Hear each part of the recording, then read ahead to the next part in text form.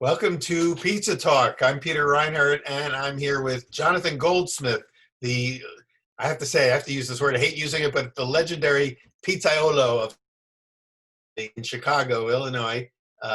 Really, Jonathan, you were one of the first Americans to bring the, I would say, the authentic Napolitana style pizza, certainly to Chicago and really in the United States. And I think when we first met, it's got to be at least 12, 15 years ago. I don't know, how long have you been doing Spacca?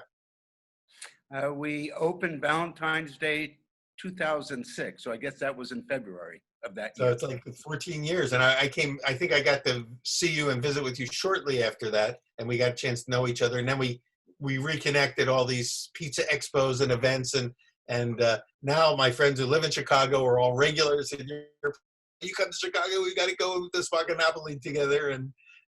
And so thank you for joining us today. And I know a lot of people who are watching already know you. They may have already been to your restaurant, but many haven't.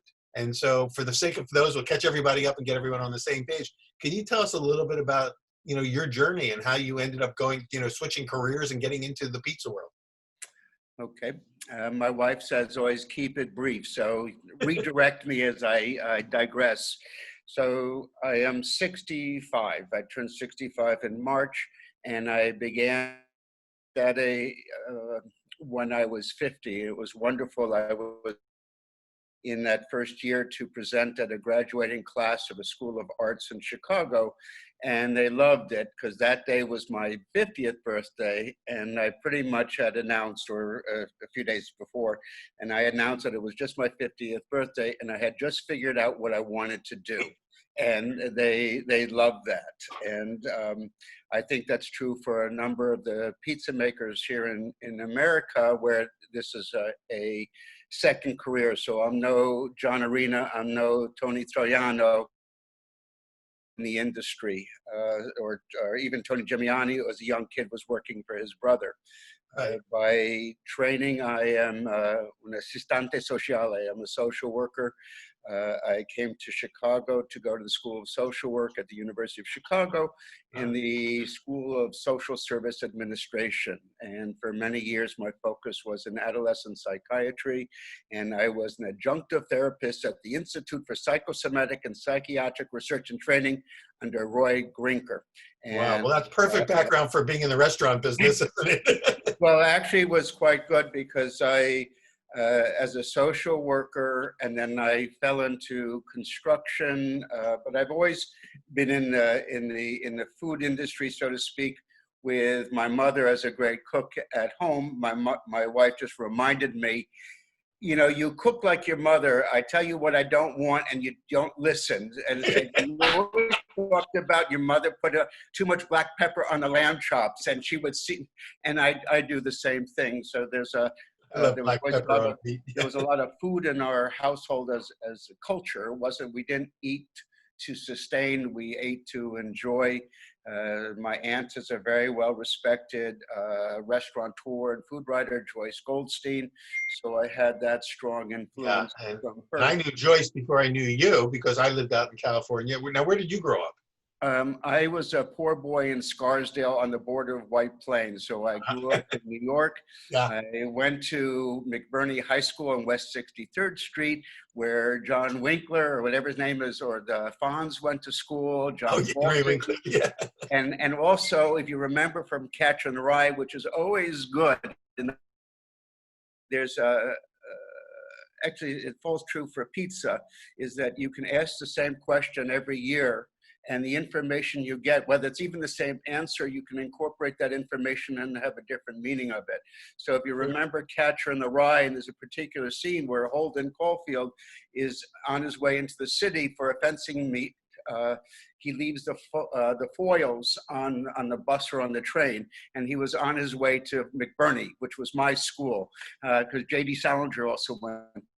So I went to a grade B private school in New York City. I made my way to Washington University, and I ended up with an urban studies major because I didn't think I was smart enough to make it even in a grade B law school. And with the urban studies, that actually tied into my my background as a socially progressive somewhat, though I realize, as with all of us with the awakening we have in the country, we're not as progressive as we think.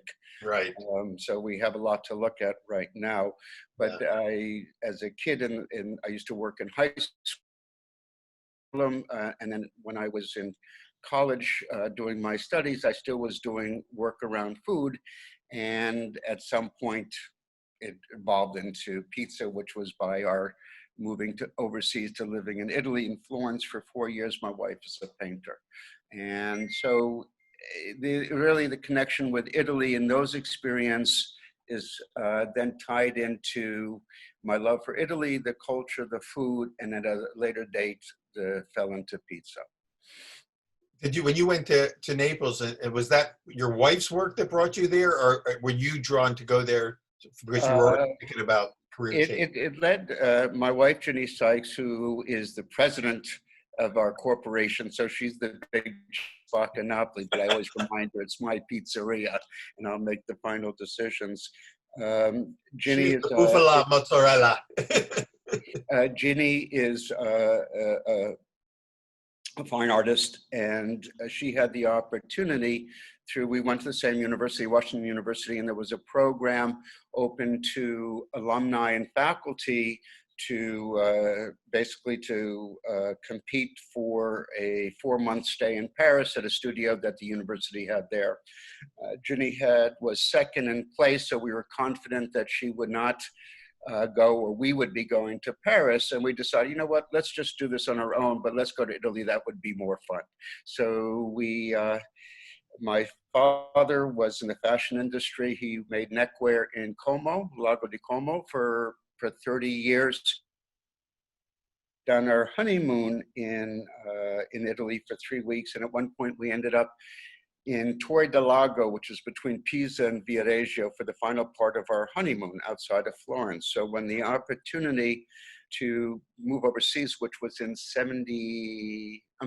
89, we decided we'll start with Torre del Lago on the beach community there, and then we would figure out where we would go. My Aunt Joyce, who had lived in Rome with my uncle in the 50s, he was there for a Fulbright scholarship. She had said, well, when I asked her about Florence, she said, well, Florence is a place to visit. Rome is the place to live. Mm-hmm. My father's colleagues in Como, because I was quite anxious about trying to figure out where we would live in Italy. And I said, Dad, can your friends help us? They all said, "Che cazzo, you're crazy. If you can choose where to live in Italy, why come to the north where the weather is miserable? Yeah. Go south." So we ended up staying in Florence, and that's where we made our home for 4 years. And I was somewhat of a Duddy Kravitz. I was rich with time.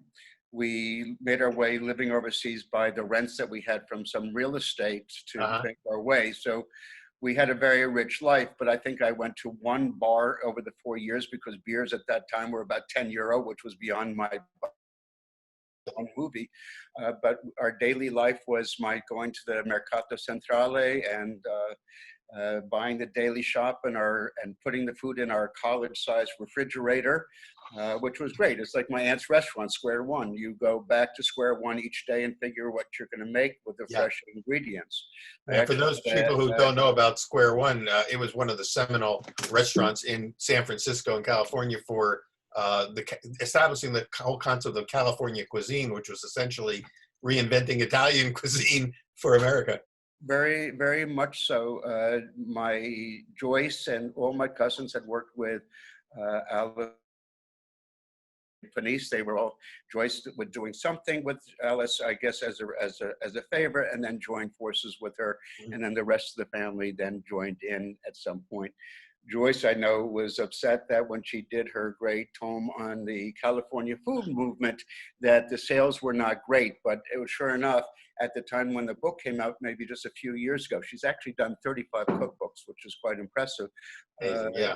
She pretty much realized, or they said, hey, everybody's doing farm to table right now. So she really was in the beginning with Alice and a number of people, farm to table. But if you think back, that farm to table been going on for the last 3 years. 3,000 years. It was just new to us. The concept was new to us because so many restaurants were just on a formula basis. Correct. And of course, Alice Waters and Chez Panisse were kind of like the mother house of that entire movement. And so many important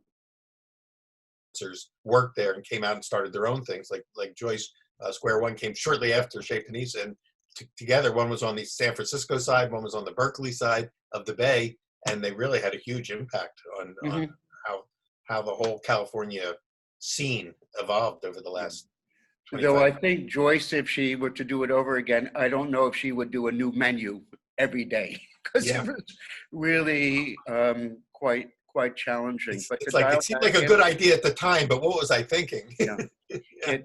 To dial this back in, so we ended up in Florence because of Ginny and her artwork. We had apartment buildings. So another thing I used to do was construction and rehabs, and then we lived off the affitti, the rent. So that's how we made our way there. But by shopping at the market every day, we lived in a cardinal's office in Florence, right across from the Boboli, but we always roommate to share the costs. And so actually one of our roommates was Clarence Darrow's great niece. So that was pretty interesting.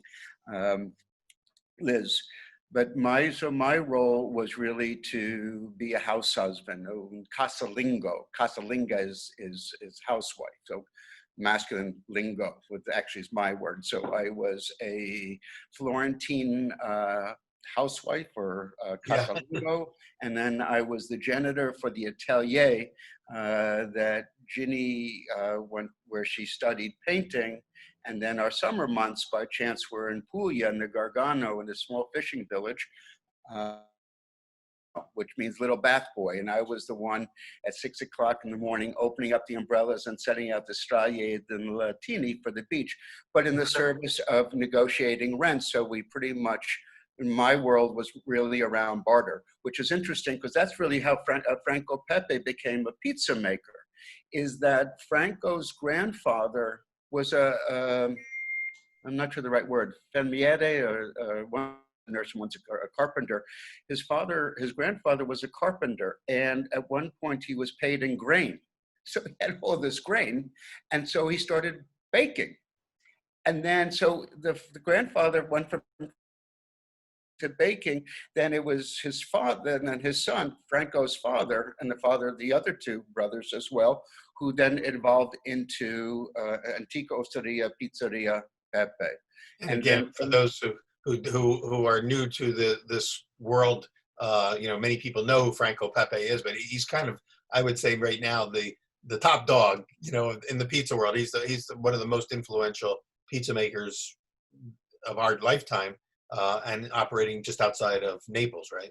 Yes, and he's in Caiazzo, which is with no traffic, and if Massimo Alois is driving, he could probably make it from the Naples to Caiazzo in about 25 minutes. But that's probably at 1 o'clock in the morning. Who's driving? Well, we could talk about this forever, and I would love to keep it going. We're running out of time for this episode, so sorry, I told you I had to wheel it in.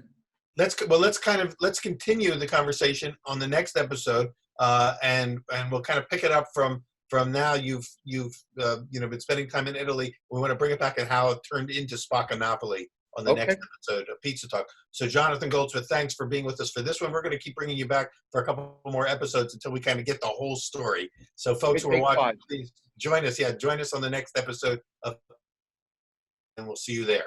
Thanks.